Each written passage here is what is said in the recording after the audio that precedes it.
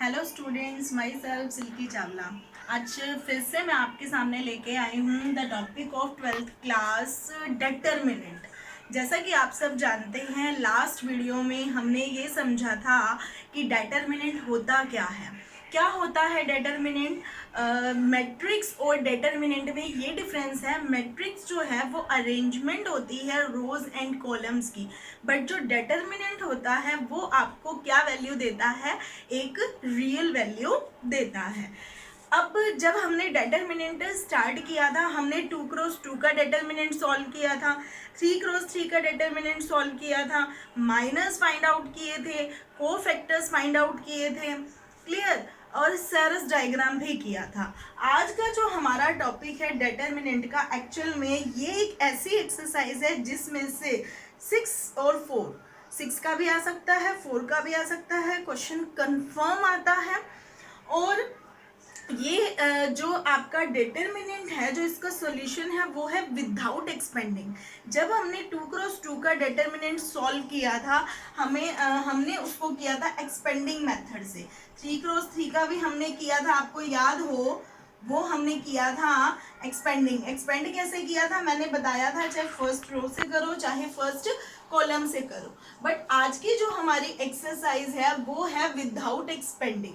Means आप direct expand नहीं कर सकते, आपको ऑपरेशंस लगाकर उसे किसी भी एक रो या एक कॉलम को 100 बनाना होगा। चाहे यहाँ 100 बनाइए, ठीक है, चाहे आप यहाँ 001 बनाइए, चाहे आप 01 बीच में 0 बनाइए। क्यों? क्योंकि 100 बनते ही ये ऑटोमेटिक एक्सपेंड हो जाता है।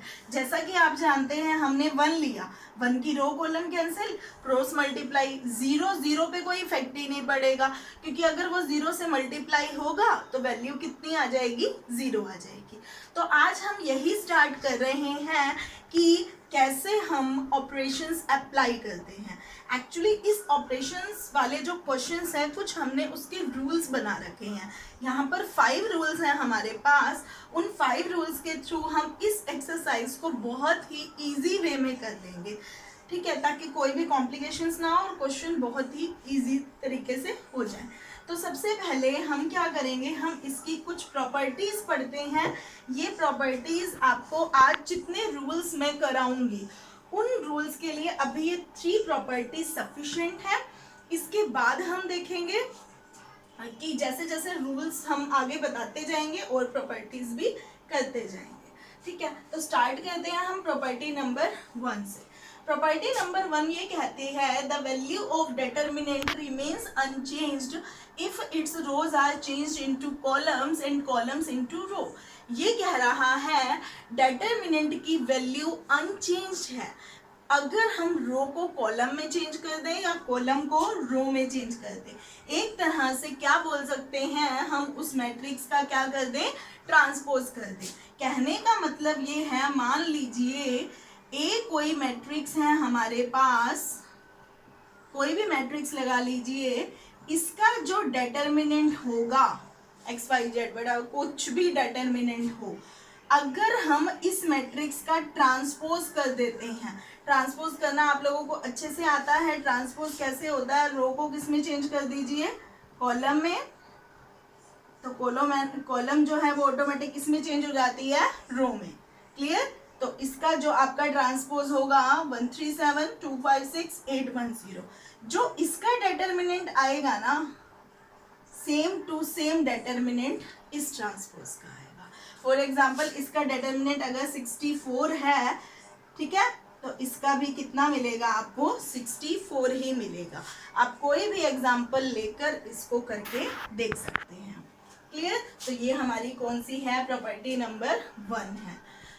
प्रॉपर्टी नंबर 2 ये कहती है, इफ 2 रोज और column of a determinant are interchange then the sign of determinant is changed.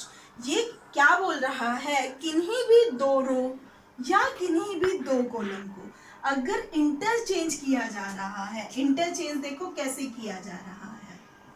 मैं एक छोटी मैट्रिक्स लेके दिखा देती हूँ। मान लीजिए ये हमारी 2x2 की मैट्रिक्स है। क्लियर?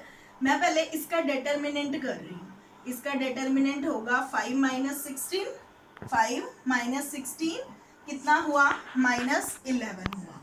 अब मैं क्या कर रही हूँ, देखिए ये हमारी R1 है, ये हमारी R2 है, मैं R1 को इंटरचेंज कर रही हूँ R2 से।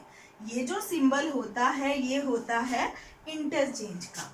जब मैंने R1 को R2 से इंटरचेंज किया, मतलब R2 की जगह मैंने R1 को लिख दिया और R1 की जगह R2 को लिख दिया।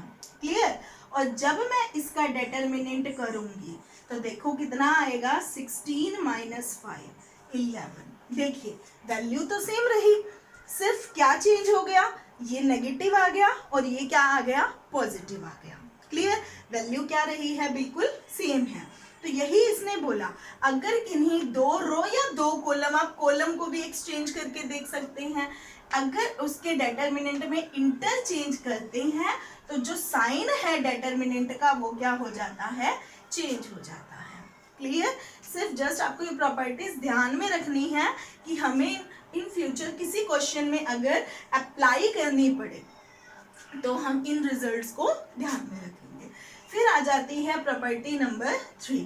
प्रॉपर्टी नंबर 3 ये कहती है, इफ एनी टू रोज और कॉलम आर आइडेंटिकल। इधर आइडेंटिकल वर्ड का मतलब है सेम। अगर कोई भी दो रोज या दो कॉलम्स अगर सेम है तो उसका डिटर्मिनेंट कितना होगा, 0। फॉर एग्जाम्पल मैंने कह दिया 1 2 3 1 2 3 6 8 1। मैंने आपसे पूछ लिया इसका डिटर्मिनेंट कितना है, तो आप डायरेक्ट इस प्रॉपर्टी को लिखकर आप ये लिख सकते हैं, here two rows are identical then their determinant is 0। और अगर आपको चेक करना है तो एक बार हम डिटर्मिनेंट भी खोल के देख सकते हैं। 1 बाहर रखेंगे, कितना हुआ, 2 माइनस 24 माइनस 2 बाहर, 1 माइनस 18 प्लस 3 बाहर, 8 माइनस 12। तो यहाँ पे वैल्यू होगी -22 माइनस 17 इंटू -2 प्लस 34, 8 माइनस 12 हो गया -4 प्लस 3 -12, 34 माइनस 22 प्लस 12 -12, आंसर कितना आ गया हमारा, 0। क्लियर? तो ये प्रॉपर्टीज ध्यान में रहेंगी। प्रॉपर्टी नंबर 1, किसी भी मैट्रिक्स का ट्रांसपोज, उस जो मैट्रिक्स का डिटर्मिनेंट है उसका ट्रांसपोज का डिटर्मिनेंट वो इक्वल होता है। किन्हीं भी दो रो या दो कॉलम को अगर इंटरचेंज करते हैं तो डिटर्मिनेंट का साइन भी चेंज हो जाता है। कोई भी दो रो या दो कॉलम अगर आइडेंटिकल होती हैं तो उसका डिटर्मिनेंट किसके इक्वल आता है, 0 के। क्लियर? तो ये हमारी 3 प्रॉपर्टीज हैं। तो आज हम स्टार्ट कर रहे हैं हमारी एक्सरसाइज 4.2। क्लियर? कौन सी एक्सरसाइज स्टार्ट कर रहे हैं, 4.2। 4.2 हम रूल्स के अकॉर्डिंग करेंगे, तो बीच बीच में जो भी क्वेश्चंस आएंगे उसी रूल्स में वही क्वेश्चंस आपको ट्राई करने हैं। तो सबसे पहले मैं आपको बता रही हूँ रूल नंबर 1। रूल नंबर 1 ये है आपका, अगर आपके पास क्वेश्चन 111 में आ रहा है, जैसे बहुत अभी मैं बताऊंगी कौन से क्वेश्चन नंबर आपको क्वेश्चन मिलेंगे, जैसे 111 इधर आ रहा है या ऐसे आ रहा है, ठीक है, x² y² z², कैसे भी क्वेश्चन, मतलब क्वेश्चन में अगर आपको 111 मिल जाता है, ये रूल नंबर 1 में मैंने डाल रखे हैं क्वेश्चंस। ऐसे कोई रूल्स मैथ्स में नहीं है, ये जस्ट आप लोगों को मतलब इजी लगे ये एक्सरसाइज, ये रूल्स बनाए हुए हैं। क्लियर? तो रूल नंबर 1 ये कहता है, अगर 111 है, मैंने बोला किसी भी एक रो या एक कॉलम को 100 बनाना है या 010 या 001, वो डिपेंड करेगा R1 R2 R3 पर। ठीक है, अब यहाँ 1 है, ये 1 है, इसको हम दोनों को क्या बनाएंगे, 0 ठीक है। तो ध्यान से देखना, मुझे इसको 0 बनाना है। सोचो ये 0 कब बनेगा, जब ये इसमें से माइनस होगा। तो ऐसा नहीं कि सिर्फ यही एलिमेंट माइनस होगी तो पूरी रो में से पूरी R1 माइनस होगी।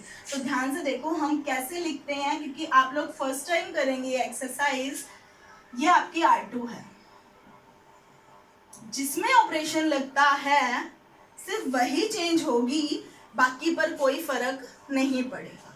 तो R2 में ऑपरेशन लग रहा है ना, R2 माइनस R1। R2 में से हम क्या माइनस कर रहे हैं? R1। सेम टू सेम हम R3 में भी कर सकते हैं। R3 में से भी हम क्या माइनस कर रहे हैं? R1। तो ध्यान से देखिए, R2 चेंज होगा, R3 होगा, R1 पे कोई फर्क नहीं पड़ेगा। तो ये एज इट इज।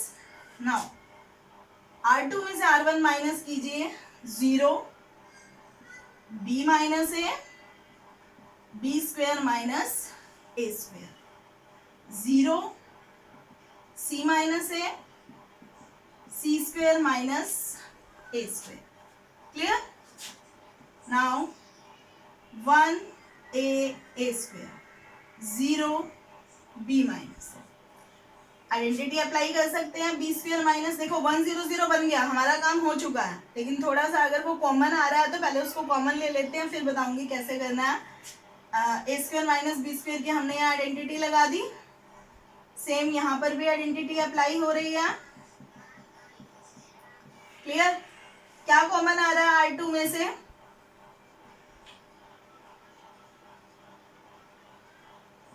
किसमें से? b minus, taking common b minus A and c minus A from, अब देखिए b माइनस ए तो किसमें से कॉमन लिया है मैंने? R2 में से। और c माइनस ए किसमें से कॉमन लिया? R3 में से। एक रिस्पेक्टिवली वर्ड और ऐड कर देंगे, क्योंकि इससे क्या होगा, फर्स्ट वाला फर्स्ट में से कॉमन आया और सेकंड वाला सेकंड में से आया है, तो बाहर इसको हम कॉमन ले लेते हैं। हमारे पास रहा 1a स्क्वेयर, 0 1 b प्लस ए, 0 1 c प्लस ए। क्लियर? अब 1 0 0 बन गया। 1 0 0 बनते ही ये खुद एक्सपेंड हो जाएगी वैल्यू।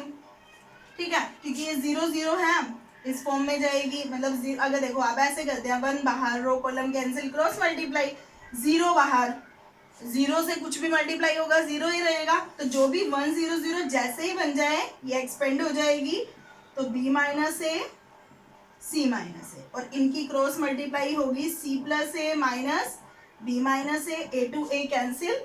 तो हमने इसको प्रूव करना था a minus b, b minus c, c minus a. देखिए यहाँ b माइनस ए आया, माइनस कॉमन ले लेती हूँ तो कितना आ जाएगा? a minus B. यहाँ c माइनस बी है, माइनस इसमें से कॉमन ले लेती हूँ, प्लस हो गया b माइनस सी, और यहाँ पे कितना हो गया? c minus. क्लियर? तो जितने भी क्वेश्चंस आपके 111 में हैं, आई थिंक बुक में अगर मैं बात करूँ क्वेश्चन नंबर 3, मैं यहाँ राइट कर रही हूँ कौन कौन से क्वेश्चन आप इससे ट्राई कर सकते हैं।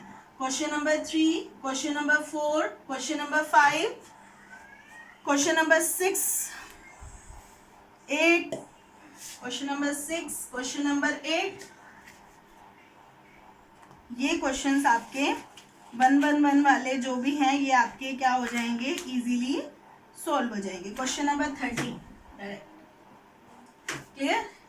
ये मेरे पास ओल्ड एडिशन है, तो ओल्ड एडिशन में ये है, बाकी आप लोग देख लीजिएगा। 111 के जितने भी क्वेश्चंस हैं वो आप ट्राई करेंगे, और अगर कोई प्रॉब्लम आती है तो वो कमेंट सेक्शन में या मेरे पर्सनल कॉन्टैक्ट नंबर पर मुझे सेंड कीजिए। ओके ओके, तो ये हमारा क्या था? Rule number 1। क्लियर?